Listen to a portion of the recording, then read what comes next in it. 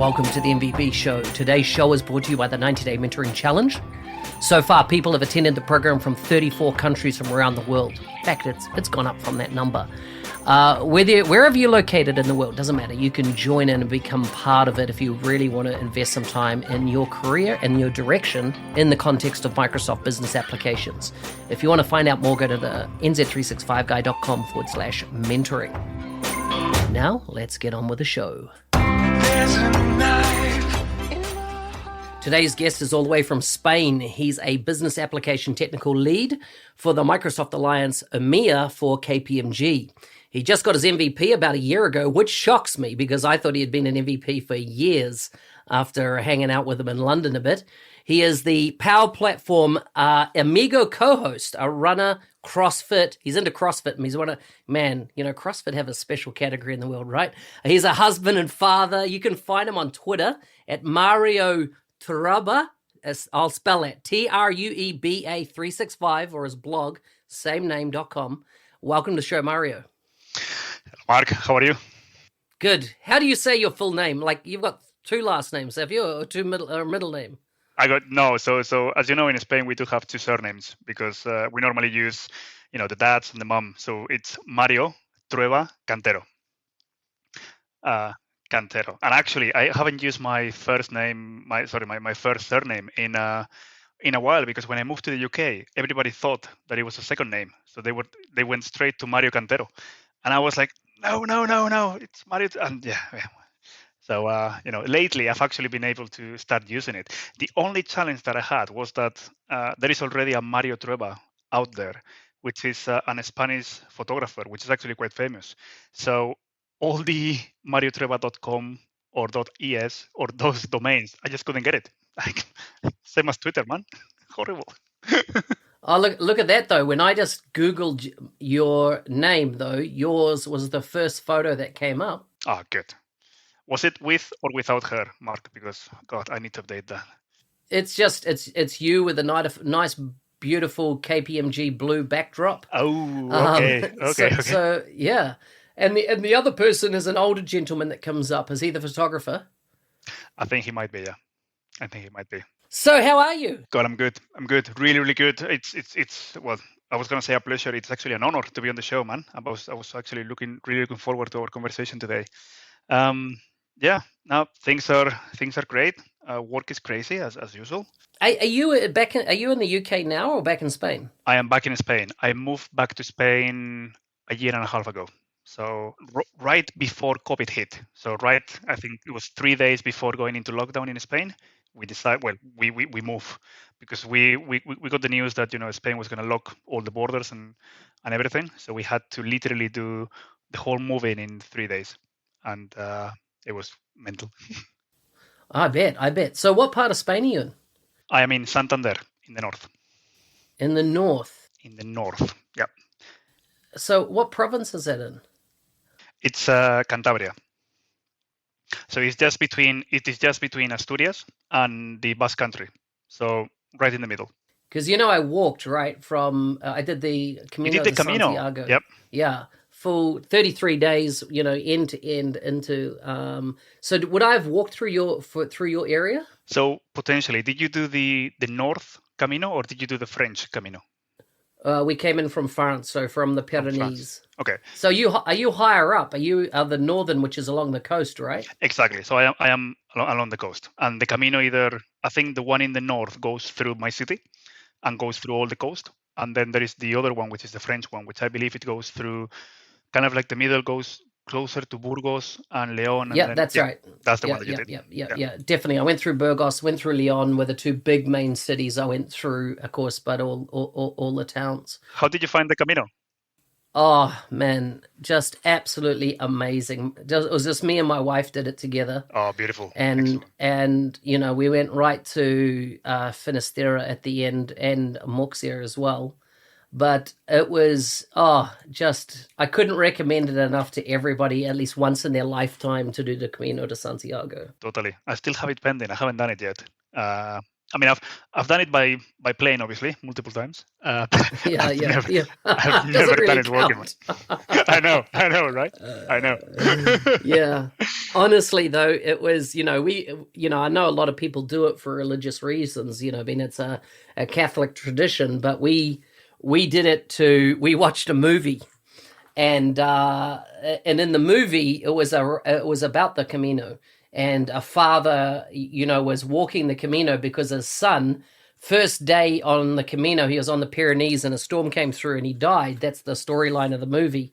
And so he goes and takes his son's ashes and walks the Camino with his son. And of course, it's all the stories that come out, because the amazing thing about the Camino is you meet so many different people from different walks of life, and you get this incredible, rich story of all the stories that, from the people you meet. And so we watched that movie when we were in Sydney, Australia, and that's when we, decided to take a year off and travel. And I tell you, in hindsight, we cannot believe how lucky we are to have done that, because who would have known that something like COVID would come along and restrict travel so much? I know, totally. So was it really? So your experience, was it really like in the movie? I mean, because obviously I have a lot of friends that have done the Camino, and some friends have done it because of religious matters. Other friends, what they really say is that they do it because there is so many hours walking, sometimes on your own, sometimes with somebody, and it's a really good way of getting to know yourself and getting to know who you are, walking the Camino with. And actually, they all say that you meet a lot of people. That actually you are never alone. You meet a lot of people. Yeah. So, and it's just like that, and everybody has something in common, right? That they're all on this walk, and the amazing thing is that there's only 3 decisions you make every day for, in our case, it was 33 days it took us, because, by the way, we didn't try to power through it. Like when we got to Burgos and Leon, we took a couple of days to, explore the city and things like that. So we weren't like, we have a deadline, we need to fly out from Compostela. We didn't feel that we had to. Like our next trip, we went after we'd completed that, we went down into Portugal. And so, but there was like no hurry. We hadn't booked anything in advance. So we were quite happy we wanted to really enjoy the experience. And I walked the whole thing with no blisters.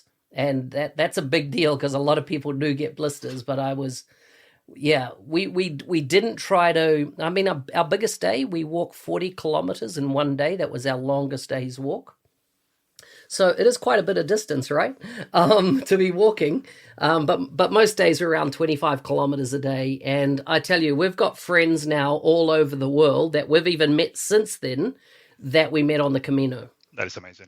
That's really good. God, I think I need to do it. The only challenge is that now with the girls is absolutely impossible. I think I'm gonna be. Well, here's the thing, right? A lot of people, for some reason, and it probably is religious reasons again, come from Korea and walk. And there were families walking where the youngest kid was like 3 years old. Really? Yeah, lots, like not one or two, like 4 or 5 families. There was a father walking with his daughter who was 5 years old. And, the beauty is, a lot of people think that, the Camino is in some like desert or some forest, but I mean, it's there's a chemist every 5 kilometers. There's, food there's a taxi. You could taxi the whole thing if you wanted to, if you wanted to break it up. So it's really, because I think it's since the 1100s is when people were walking the Camino. So it's really set up for people to do it, type thing. Wow, totally. I mean, absolutely speechless now. I mean, I'm thinking, I was now kind of like imagining myself, walking it with my daughter Emma, but she's 3, and I was like, wow.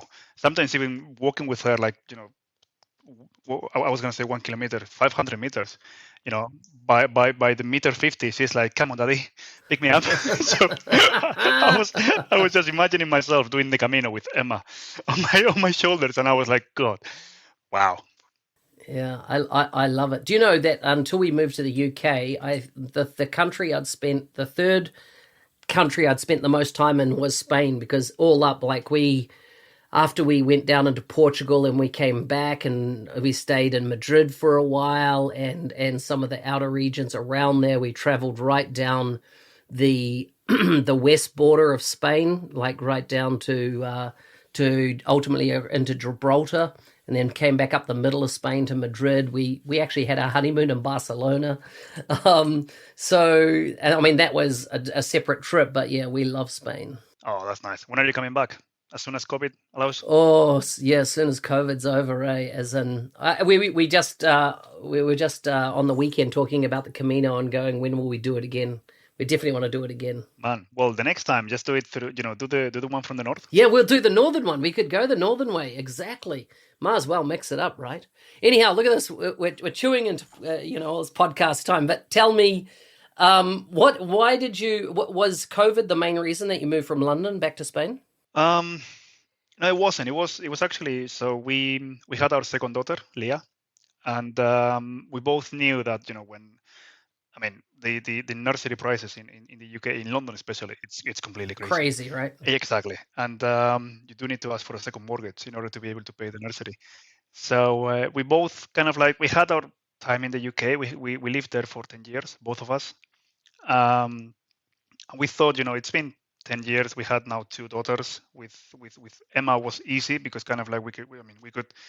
It was easy, but then with Leah, before she started nursery, we were like, nah, I think it's time to go back. And also, of course, family. They were all really eager to have us back in Spain, and it's just. I would say London is a beautiful city. It's fantastic. It's a city that I would recommend to anyone.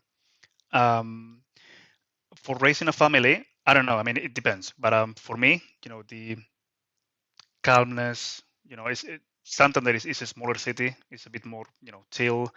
And in Spain, for example, the kids are in the street until 10 because of the weather, but also because of the culture. I mean, we are, and that kind of, family, and then the thought that we had that we had done our time in London. Then that was the thing that actually make us move back, and we were planning it for a while, but then COVID forced it. Like it was like we move in 3 days, boom, and then we had to move. How did you get into technology? How did you end up in the whole Microsoft business application space? That's actually a good story. So, I mean, I obviously I studied IT back here in Spain, and I think my mom always tells the story of myself with, I believe 10, 11 years actually. They bought me this this new PC. They spent a lot of money on, I think it was a Pentium 2, an old Pentium 2. I had some of the old ones, but I think they actually spent quite a lot of money when I was starting to get into IT, and they bought me this old Pentium 2. And I think within a couple of days I already had it open, and I was pulling apart some pieces, and my mom walked into the room and went mental, saying, "What are you doing?" And so so then obviously it was kind of clear. I mean, I've always been into computers, and I was always working with it and teaching myself how to code and things like that. And then when I did IT, my mom she's an English teacher, and she lived in London for 5 years when she was young. And every single year, as soon as I finished uni, she was telling me, when you finish uni, you're going to London. When you finish uni, you're going to London. And then I finished uni, and I actually had an offer but it was going to be with as a Java developer in Santander. And then my mom convinced my wife now, my girlfriend then. So she moved to London to work as an au pair.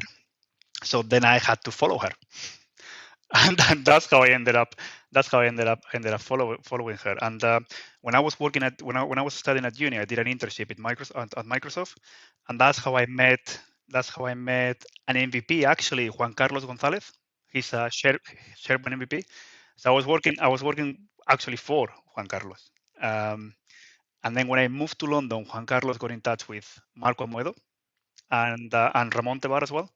So he was like, "Hey, this friend of mine is going to London. Could you just maybe have a coffee with him, have a chat with him?" And that's how I met Marco and Ramon. And we did have a coffee. We then had a couple of beers. And then they said, "Well, there is a partner called Alpha People, and why don't you go and interview? Do you know .NET?" And I was like, "Yeah, I'm a .NET developer." So I went to my interview at Alpha People, and they asked me, "What do you know about Dynamics?" CRM 2011. No, CRM 4 at the time, and I was like, absolutely nothing. But I can learn, and and that's how I got into CRM. It's so I always blame Marco. I always blame Marco. So Marco's back in Spain now, isn't he? Marco is back in Spain now.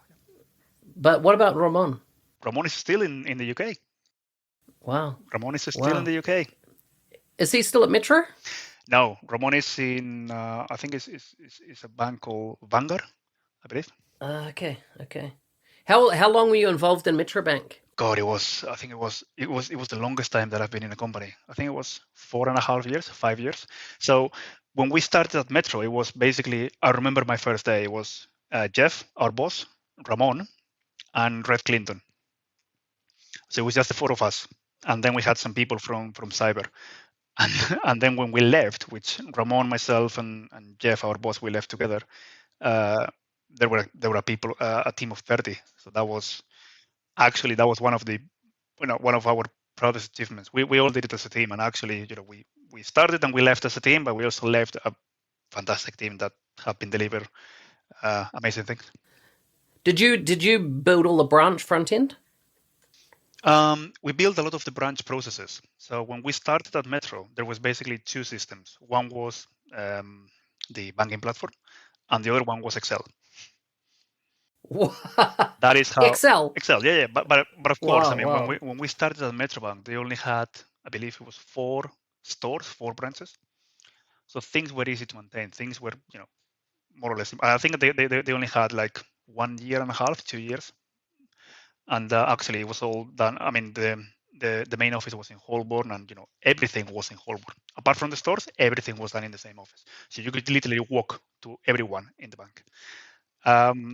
So then when we introduced Dynamics to replace the Excel, then the business were actually really eager for us to put all the business processes on Dynamics, and a lot of and then what happened was that in the branches they ended up using the banking platform and Dynamics for the front office. So nice. So good. How have you going back to Spain? Were you working at KPMG before you went back to Spain? I was working at KPMG, yes. So I started at KPMG. So, and they've got no problem with you being remote? No, that was actually the plan. So so when I joined KPMG, I did say that I wanted to move back to Spain, and actually that is how I ended up in my current role. So my current role is for KPMG International and part of the Microsoft Alliance. Therefore, we can live, in anywhere. Yeah. Probably not anywhere. So good. But yeah. Yeah. So I was surprised that you've only been an MVP a short period of time. I thought you'd been an MVP much longer. Who finally because you've been doing so when I met you in London, you're well involved in the user groups there and things like that. So who got you nominated, and what was your process to get into the in as an MVP? So I think I got nominated. I think I've been nominated like 6 or 7 times. Wow, nuts! Yeah. No, it's and actually I think the old process where you got nominated, you put all your contributions, and then you didn't hear anything at all. I think I got like 3 or 4 of those, because every time that I was coming back to Spain, or actually Ramon nominated me a couple of times, Marco nominated me a couple of times, Demian nominated me a couple of times, but nothing was really happening. And then at the end, I remember that my friend Akel Mendoza got the MVP. And as soon as he got it, he was like, "I want to nominate you." And I was like, "Look, don't do it. I've been nominated multiple times. Don't do it. Don't do it. It doesn't really, been there, done that. It's fine." But then he said, "No. I'm gonna nominate you. I'm gonna nominate you because it has to happen." And then that was the time. Actually, no, it was so Marco nominated me, and then the last time it was with a new process. And then I remember Claire Smith, the MVP lead in the UK, lovely, absolutely. She was fantastic, and she did had a call with me, and we did review my contributions. And she was like, I think because I told her that I was moving to Spain, I said, "Look, I'm gonna be moving to Spain in 6 months." And she was like, "Well, in that case, let me do one thing. Let me introduce you to Cristina, who is the MVP lead for Spain and Italy and a lot of countries actually.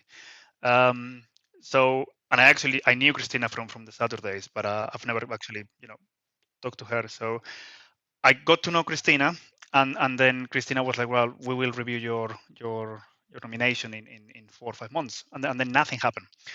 And then when I came back to Spain, Eichel was like, "No, I'm going to nominate you again, and we're going to put your name on the top of the list of Christina to see if finally happens." And December 2020, suddenly 1st of December, boom, I got the email. I got the email. So good. So good. I got So the good. email. Good feeling? It felt strange. I mean, awesome. Of course, it felt awesome, because it was kind of like one of those things that and a lot of people have told me this.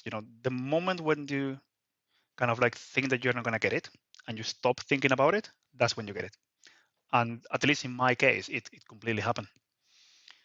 It completely happened. So good. So good. Mario, I feel like we could talk for hours, but we're already time's up, and always like to wrap up with some quick fire questions. Okay, go for it.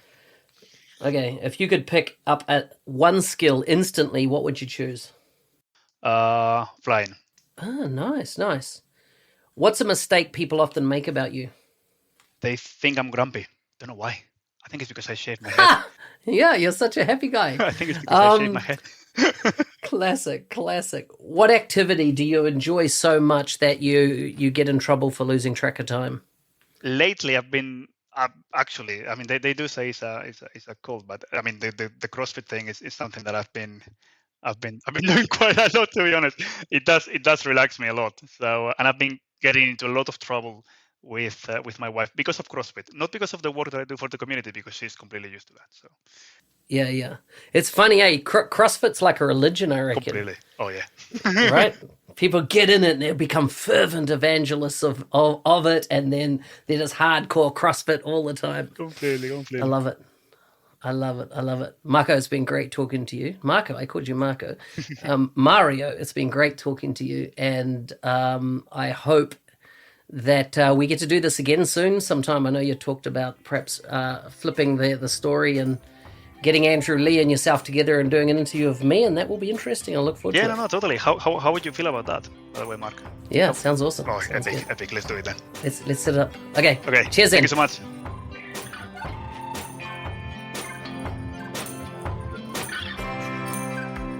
Hey, thanks for listening. I'm your host, Business Application MVP, Mark Smith, otherwise known as the NZ365 Guy. If you like the show and you want to be a supporter, please go to buymeacoffee.com/NZ365 Guy.